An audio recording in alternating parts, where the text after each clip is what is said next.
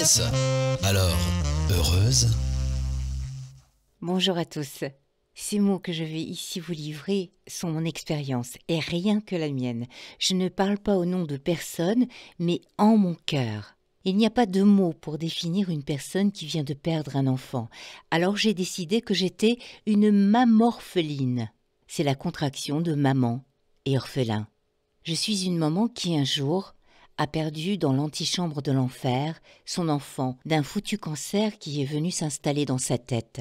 On l'appelle le glioblastome, l'un des plus terrifiants, l'un des plus difficiles à guérir, l'un qui n'a à ce jour aucun remède miracle.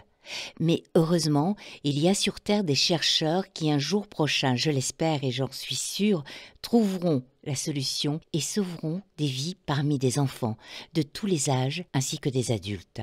Qu'importe que je vous dise aujourd'hui que mon fils avait 6 ans, 15 ans, 39 ans ou plus ou moins, je voulais juste partager avec vous, non pas ma peine, elle m'appartient, elle est un petit peu comme cette copine, vous savez, celle qui vous gonfle et qui vous suit de partout. Non, je voulais juste vous dire de ne pas avoir peur de gens comme moi, frappés un jour par l'incompréhension de se voir arracher la chair de sa chair. Quand on me connaît, on sait que je rigole de tout. La vie est pour moi à bouffer avec ardeur.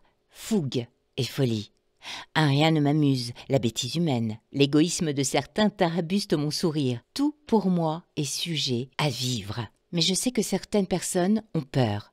Peur de voir les larmes couler de mes yeux. Peur d'entendre mon cri de mamorpheline, parce que vous êtes désarmés face à des moments comme celui-ci. Mais si vous saviez la force qui m'anime. Alors je crois qu'il est important de le savoir. Vous qui avez la chance de voir gambader vos mouflés, de les voir dans leurs premiers émois amoureux, de les voir partir de la maison pour les études ou pour se marier, ne soyez pas gênés. Osez venir vers ceux qui un jour ont perdu l'indicible bonheur. La peine n'est pas contagieuse, je vous assure. En ce qui me concerne, quand mes larmes coulent, elles ne coulent qu'auprès de ceux que j'aime, mes amis proches, car je sais qu'avec eux je n'ai pas à paraître, juste à être. Elles coulent aussi quand je suis enrobée dans le silence.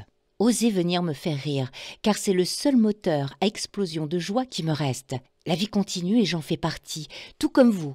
Alors pourquoi devrais-je arrêter de rire avec vous? Bien sûr, il y a des parents qui, dans cette douleur qui n'a pas de sens, s'expriment par de la colère. Mais doit-on rejeter les gens quand ils ont un genou à terre? La mort, pour moi, en ce qui me concerne, n'est pas la fin. Elle est juste une coupure aussi acérée qu'une lame effilée.